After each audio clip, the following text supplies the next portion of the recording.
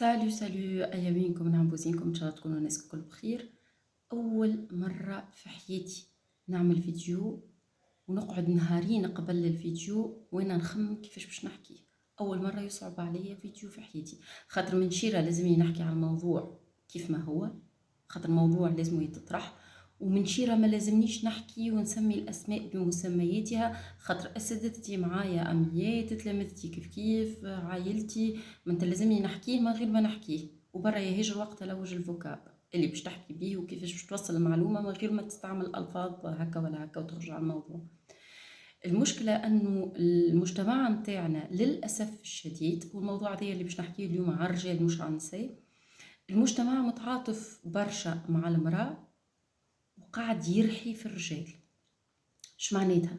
معناتها خاصة في الجرائم الجنسية اللي لاحظته أنه المرأة مثلا كي يتم الاعتداء عليها ولا يغتصبوها ولا مثلا يتحرشوا بها، تلقى الناس كل معاها والناس كل في صفها والناس كل داعمتها والناس كل تحكي معاها بمنطلق الضحية والناس كل فماش عملية الجلد، فهمت؟ وحتى كان فما راي صغيرة الراجل لا. الراجل اولا الساعه في تربيته احنا قاعدين نربيه في اولادنا. ليه ما تبكيش انت راجل؟ ليه ما تحكيش انت راجل؟ ليه ما تدري شنو انت رايي شنو راجل ما ندبرمش، ما نحزنش، ما عنديش الحق ان ما عنديش حرمه على بدني. وخلي عاد كي يولي الموضوع فيه تحرش ولا فيه جريمه ولا فيه اغتصاب ولا وكان ينجرأ يقولها تو يولي ماهوش راجل اصلا معناتها. والعباد مستحيل يرحموه في الوقت اللي هو ضحية. الكلام تاع المرة هذه كلمتني بالرسمي عزاها قبل العزاء. ولدها تعرف على أصدقاء رجال بيان سور، وجاب واحد فيهم معناتها ولاو صحاب وكل ويجي لدارهم وكل الطفل اللي تعرف عليه وجاه معناتها صديقه يعرف الدار ويعرف وقتاش طبيعهم ظروفهم دنيتهم وقتاش يخرجوا وقتاش يدخلوا الكل، إلى أن نهار استفرد بيه هدوا بالقتل كاريمون. ومنيش باش نقول لكم شنو عمل، خاطر منيش باش لازمها تتقال كيف ما هي، وانا ما نجمش الحقيقه احتراما للعباد اللي تبعتيه ما نجمش نسمي الاسماء بمسمياتها. اما فهمكم كفايه انتم تنجموا تفهموا شنو اللي عملوا. وصور الطفل فيديو، الطفل خايف مرعوب منهار، دوكو تم الاعتداء عليه وتهدد بالقتل وزاد تصور وقعد يبتز فيه. فحاول يحكي مع امه قالها راهو فلان راهو يهدد فيا وكل، قتلو شنو شاد عليك، وهو خاف وما قالهاش حسيله وقعد تحت تاثير معناتها الهرسله. وعندي المساجات وعندي الدنيا كله، وهي قضيه كبيره كبيره كبيره كبيره. ووصلت حتى للوزاره، وصلت للمندوب الطفوله وكله، وافيك سا ماهيش حابه تتحل وقاعدين يحبوا يلكفتوها. وهذاك علاش انا عملت الفيديو. اللي صار انه الطفل هذايا قاعد يهرسل فيه، هات 20، هات فلوس، هات كذا، هات كذا، وقعد يهرسل فيه بالطرق الكل، وقعد معناتها الجريمه قاعده تتواصل، فهمت؟ والطفل هذايا سيتان ليسيان معناتها صغير في العمر، طفل ماهوش معناتها كبير مثلا عمره 18 ولا 20 ولا سو كيفي، قاعد يتهرسل وقاعد بالع السكينه بدمها، وقاعد في كل مره يدبر له فلوس، وقاعد في كل مره وماهوش منجم يخرج من الحكايه، ونفسانيا انهار، ولا يحكم عليه باش ما يمشيش للليسي، ولا يحكم عليه باش يعمل حاجات معينه، ولا يحكم عليه باش حسيلو السيتواسيون ياسر خايبه. الى ان نهار قالوا لي ستوب راني لا نفسيتي مازالت تتحمل وراني تعبت وراني معناتها. قالوا ستوب اوكي. قالوا وين ونعمل لك ونعمل لك ونعمل لك ونعمل لك ونعمل لك كالعاده، وقعد يهدد فيه. قالوا ستوب.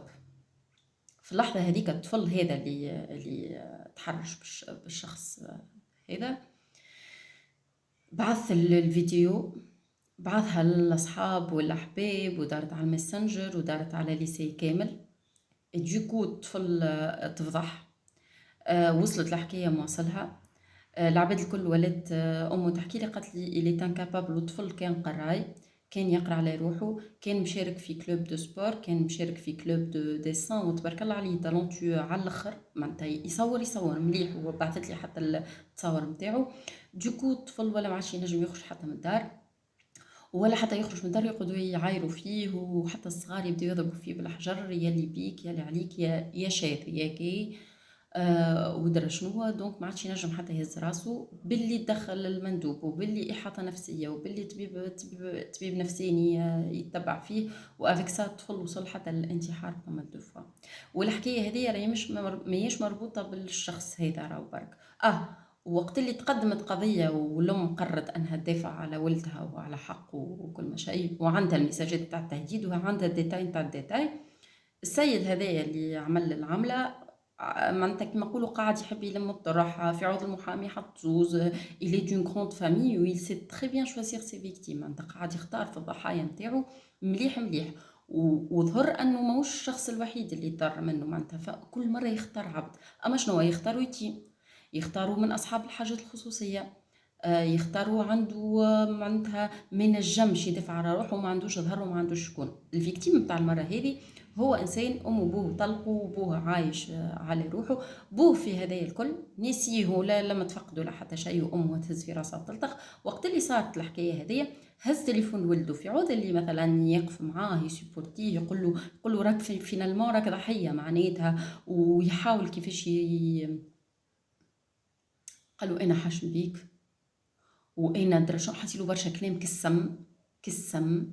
زاد كمل على ما بيه، ما انت لا يتفقدوا في مصروفه، لا يتفقدوا. هذا ميساج للعباد اللي يطلق، انت طلقت المراه ما طلقتش صغارك، رافيكم الرجال صراحه، وسيتون ريمارك، رافيكم كيفاش تتعاقبوا. حتى في الجروب نتاع الاستشارات القانونيه يهبط انونيم يقول انا نحب اعطيوني طريقه باش ما ندفعش النفقه نتاع ولادي. انت ومرتك ما تفهمتوش تتفارقوا في بعضكم، حوت ياكل حوت، الله لقمتوا في زوز ماتور. اما تبدا تتعقرب على صغارك باش تعيشهم محرومين، راهو والله عيب.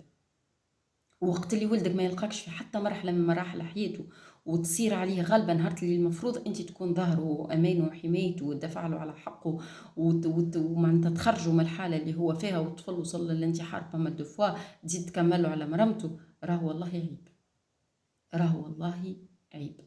والكا هذه على فكرة أنا مش في بالي حالات الشذوذ والهيكية هذوما، مش في بالي حالة في الألف يا أخي، لا طلعت حالة في الألف لحد شيء. لي ميساج اللي قاعدين يوصلوني فما جروبات، فما ابليكاسيونات، فما عباد، وأنا مش في بالي الشاذ أكل يبدا هكا يحكي هكا بيديه، ويبدا ندري كيفاش يعمل، ويبدا فهمت يبدا ظاهر جيرلي هكا. يا أخي اكتشفت أنه فما برشا شواذ، اللي المهندس مهندس والطبيب طبيب، واللي ومنظره هكا معناتها راجل ما تجيبهاش فيه.